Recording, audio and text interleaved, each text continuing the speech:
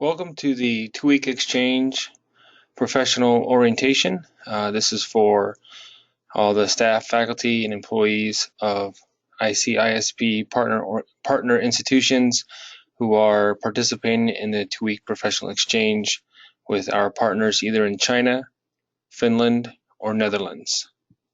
Thank you for joining us. So a few things that we're going to go through today.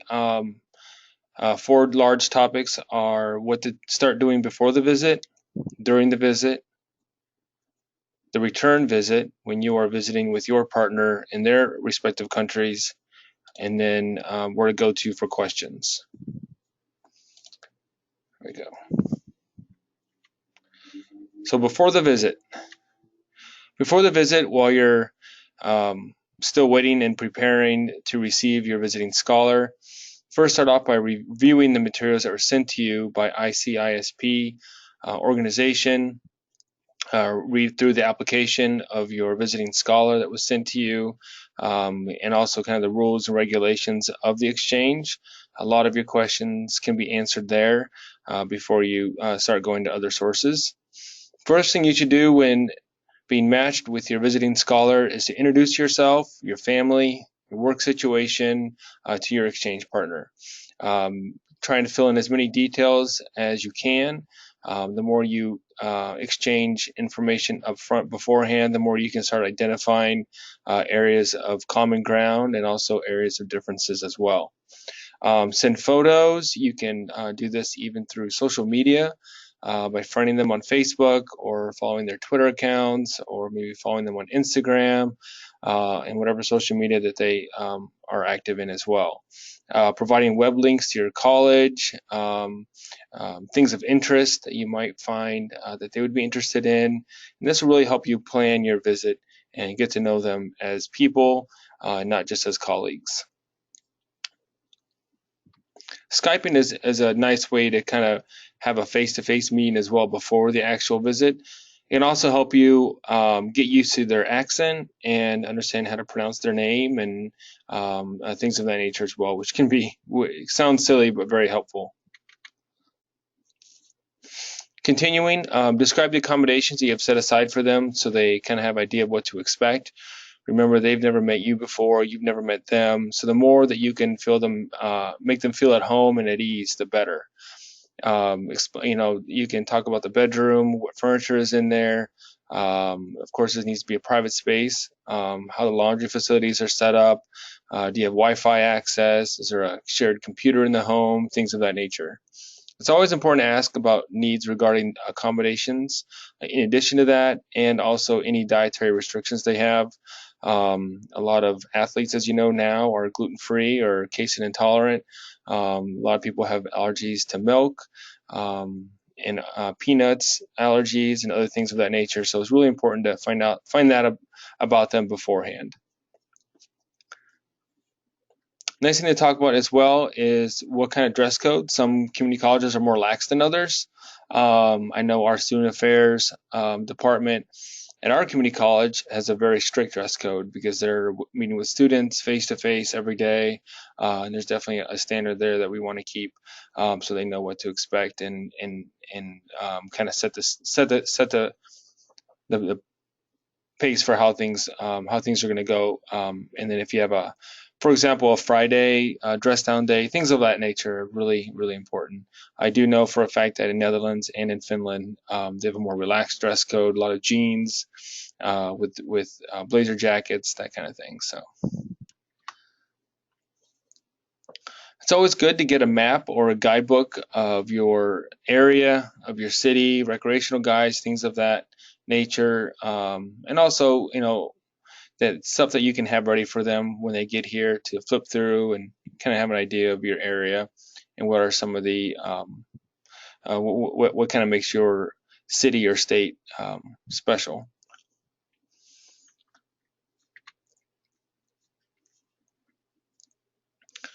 So as you prepare the schedule for your partner's visit, there's definitely some things that you want to do right off the bat.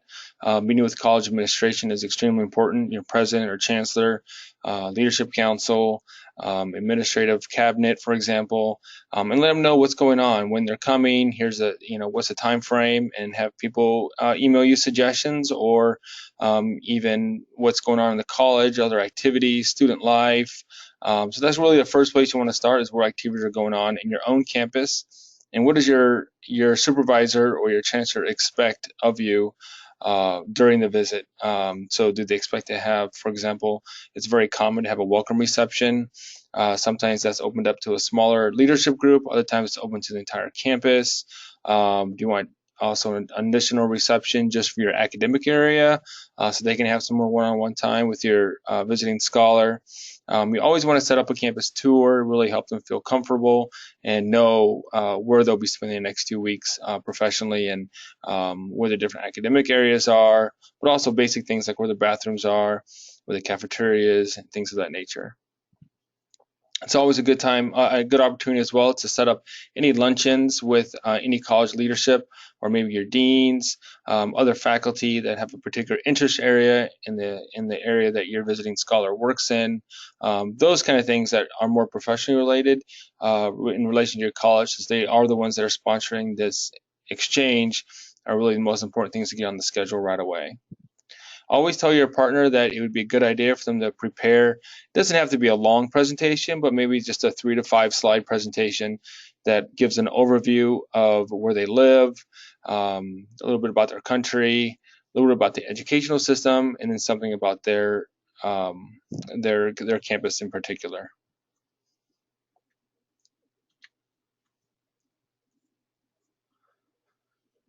It's always great too, if you have other faculty and staff on your campus who have hosted before, to ask them what are some of the activities that were successful, was well liked. There's definitely going to be some differences in personality. One person is going to really want to go to the Indy 500 track, and others are going to want to go to an art museum. So, but it's always nice to see which activities were the most impactful. There's definitely some common things that we do every semester that we know that the visitors are gonna find unique and kind of really special to American culture. One of the things you always want to consider is visiting other educational institutions, especially if they have an academic area that's strong with another educational institution. It might be another campus, it might be a four-year institution. Those are always great places to kind of help augment their experience while they're here.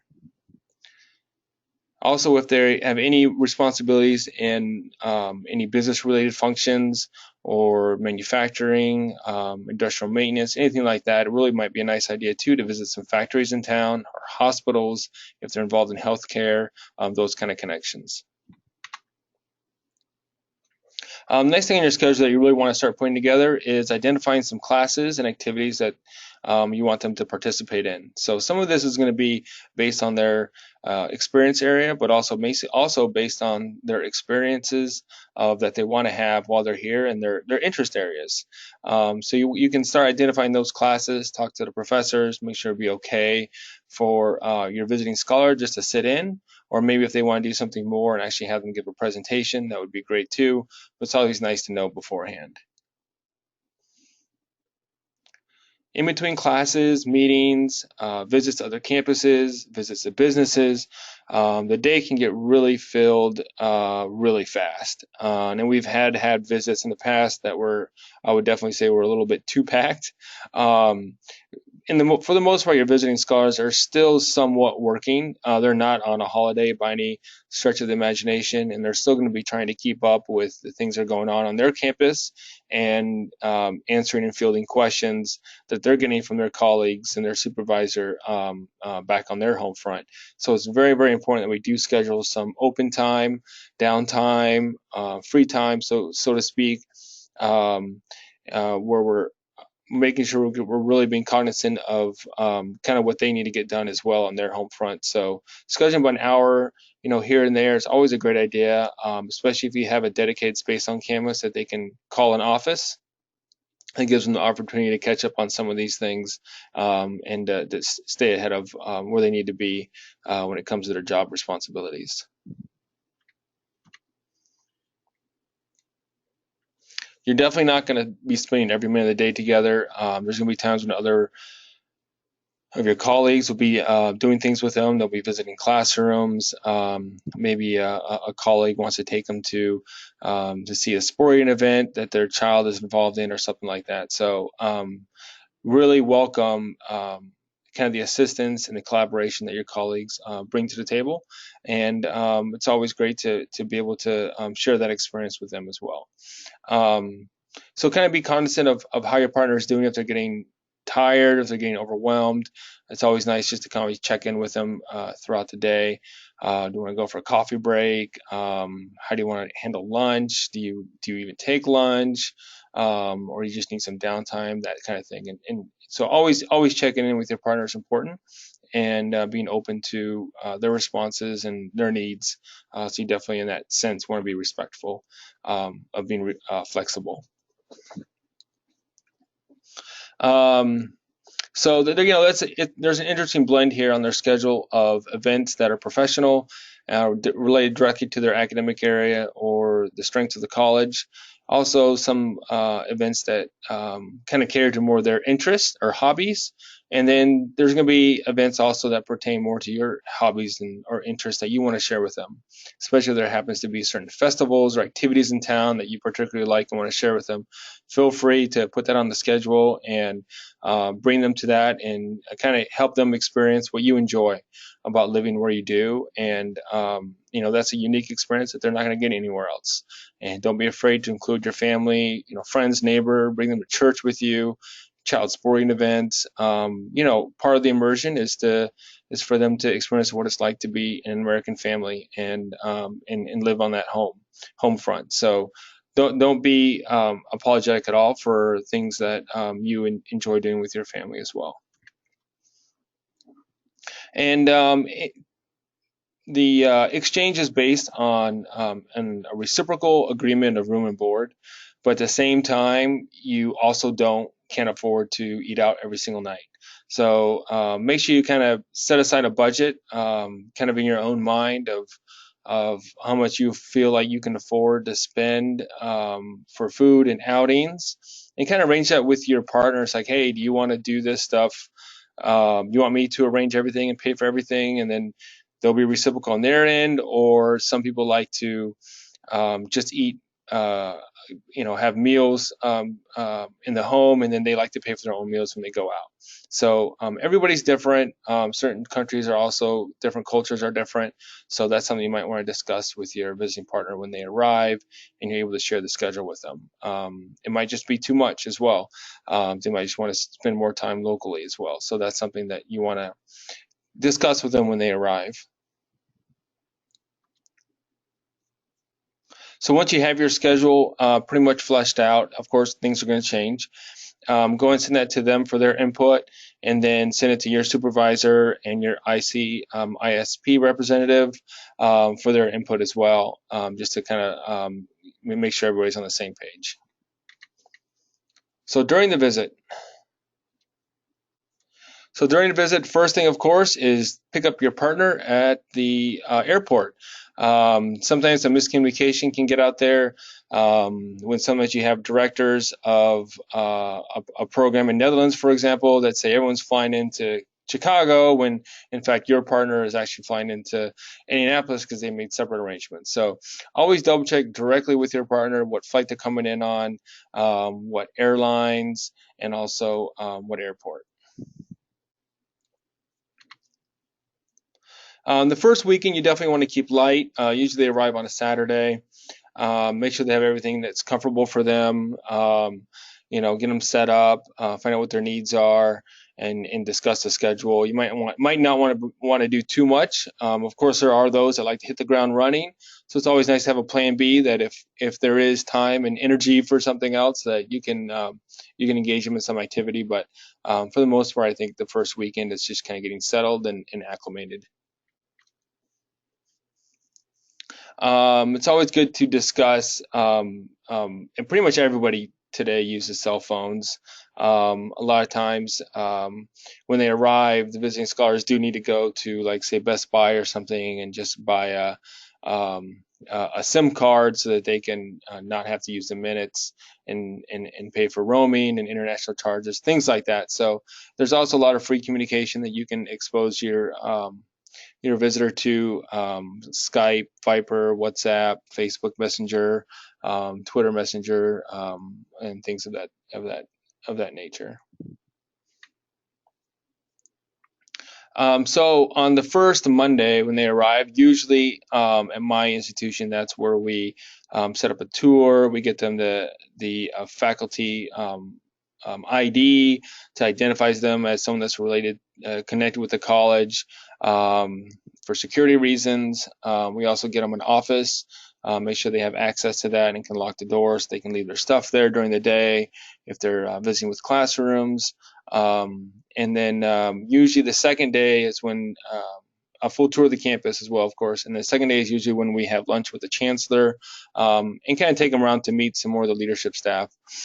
So it is also customary that they receive a gift when they meet with someone like your chancellor or your president on the campus. So you might want to talk to them about that. What would they like to set aside as a gift for the scholar when he comes, so, or he or she comes, and who pays for it. It's always either that comes out of your department budget or an international budget. That's completely up to your chancellor.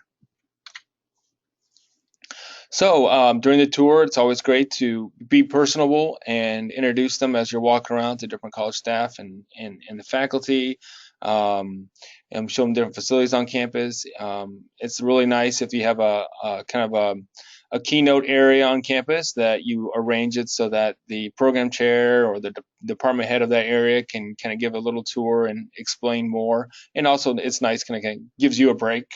We always set up separate tours for our sustainable energy program and also our ag program, because those are two areas that have large labs, and they're very, very complicated machinery and equipment in there. So it's always nice to have someone who works in that area to do that portion of the tour.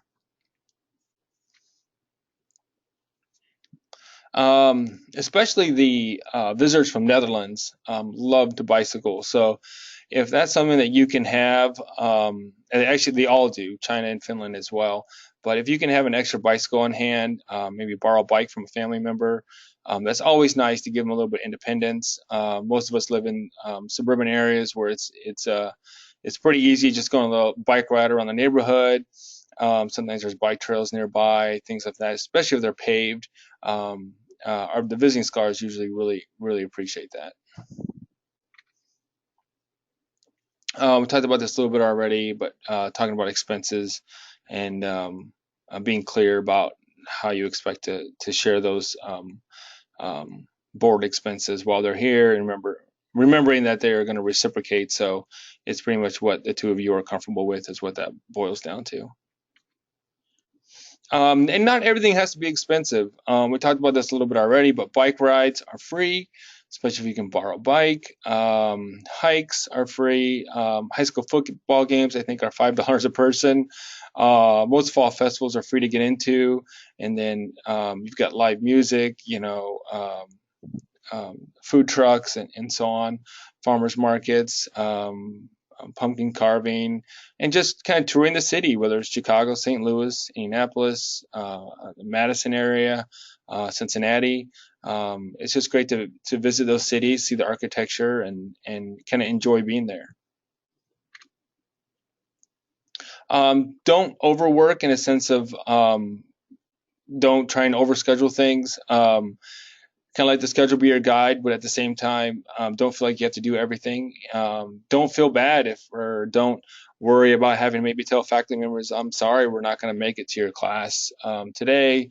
Especially if you notice that your visiting scholar is tired or kind of maybe just over input, it might be necessary to take a few things off the schedule too. So you just really have to be flexible. So this is on the return visit, which usually happens in May, when you are visiting the home and institution of your scholar match. So of course, before you go, learn as much as you can about the host country. There's everything from guidebooks, websites called culturegrams, CIA.gov has publications on pretty much every country in the world. It's always nice to learn basic phrases. A lot of times your library will have a language app or even some CDs that you can check out for free. Put those in the car and learn a few basic phrases, on your way to and from work every day for the next few months. Any little thing you can do to help. I will tell you though, for the most part, everyone in Netherlands and everyone in Finland pretty much speaks English, so you'll get around just fine. But it's nice to be able to say "enjoy your meal" in Dutch or something like that, and it kind of shows that you have a lot of interest in their country and their culture as well. So learn about their educational system. The Netherlands, Finland, and China all have unique systems, and it's interesting to see what parts of high school do they value as far as tying to a career, and how long that lasts. And then how it's funded and how it's paid for. So it's a little bit different in each institution as we are, and it's always an opportunity for us to learn from what has not worked for them and what has worked and what we can duplicate. If you don't have a passport, get one as soon as possible. Um, you have to, they take a while to get in. Um, and if you need to get one sooner than later, I think there's certain post offices that you can walk into. I know they have one in Chicago. But you would want to do that sooner than later, for sure. And then also work with your travel office or finance office on setting up the flight arrangements. Typically, the earlier you book your flight, the better, as far as cost, and so the cheaper the exchange is for your institution. Avoid flying through Heathrow. So the issue with Heathrow is that they send you to different terminals. Um, and in order to get to the different terminals, you can't walk there. You have to wait for a bus to pick you up. So if you're running late to your connecting flight for any reason, you will probably not make it to you'll probably not make it there if you have to wait for the bus to pick you up and take you to that terminal. So I, for one, have not made my flight at Heathrow and had to spend a night in London, which wasn't horrible, but at the same time, it wasn't planned either. So remember, just as you have some gifts set aside from you and your chancellor, and maybe a few others for your visiting scholar, it's always nice for the visiting scholar, which would be you in this case, to also bring some things to share with them as well. So these can be local items, something that's handcrafted, artistic, or it can be just maybe some items from the marketing department that kind of show your community college pride.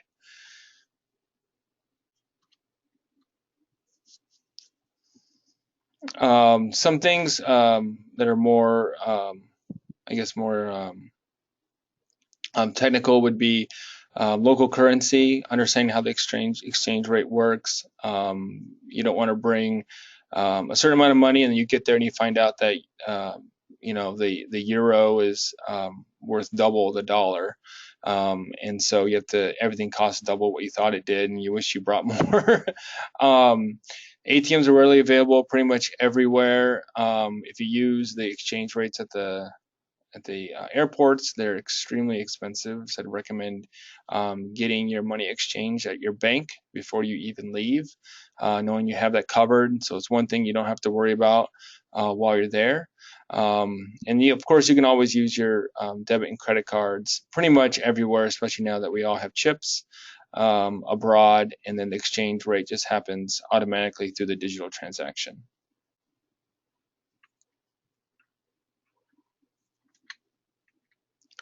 Definitely inform your bank that you are traveling abroad and you will be using your debit or credit card, or you will get flagged for sure. Inform your insurance, health, and your insurance company that you're traveling. And there's some information there on where to find the current exchange rate.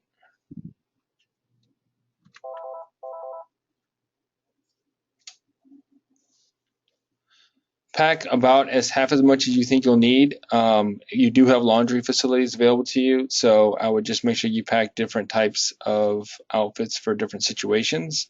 For everything from giving a presentation to a board meeting to talking to faculty, to going out in the evening on a Friday night. So I would definitely discuss that with your partner before you leave. One thing you definitely need to take is electrical adapters. So you can get these pretty much anywhere. You can buy them on Amazon. I bring one with me, but sometimes I wish I had two, so I can charge my laptop and charge another device at the same time. And of course, always take emergency contact information with you from home, and also emergency contact for the college, and let your partner know or send them this information ahead of time.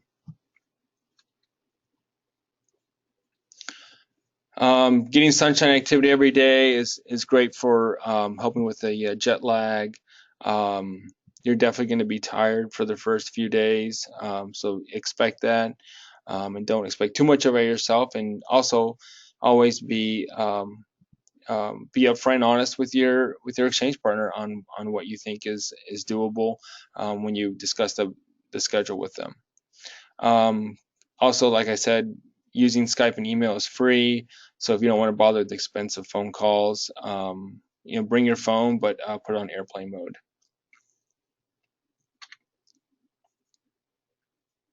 So again, if there's something that's doesn't seem like a good fit for you, or you think it's too much, be polite but frank about asking them to do something different, or just taking it off the schedule.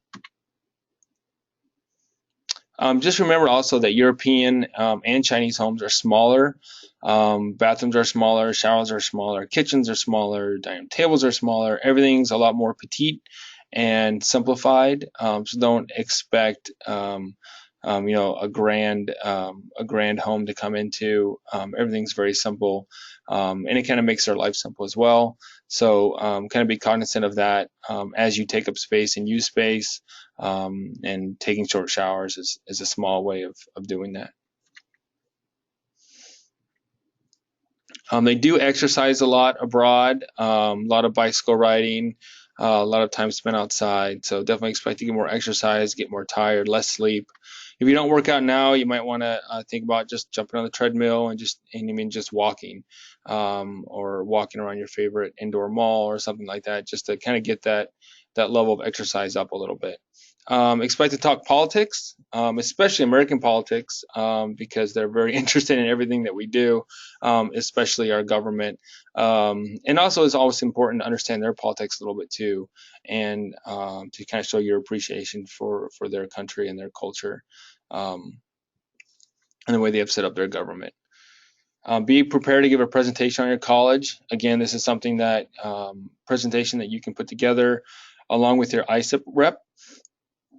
I'm sure they already have something that they've done with exchanges in the past, so something they can probably give you with basic information about the college, PowerPoint template, and then you can add in specific information about your academic or department area, and maybe a little bit about yourself and your interests in your family. So that would be about maybe 6 or 7 slides.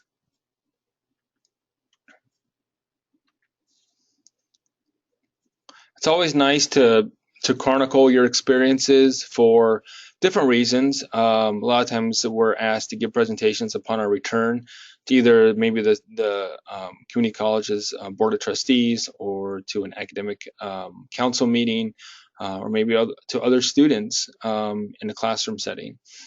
So by keeping a blog or a journal, however you want to do it, it's always an important thing and kind of a smart thing to do. Take lots of photos. Usually people have pretty good cameras on their phones, and that works just fine.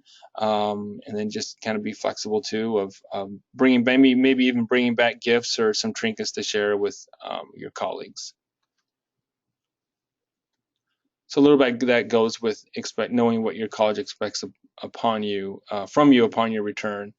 Do they just want information, or do they want a presentation? It's always good to know that beforehand as you're collecting some pictures and information. You can start thinking about what you want to share with your colleagues and even your students.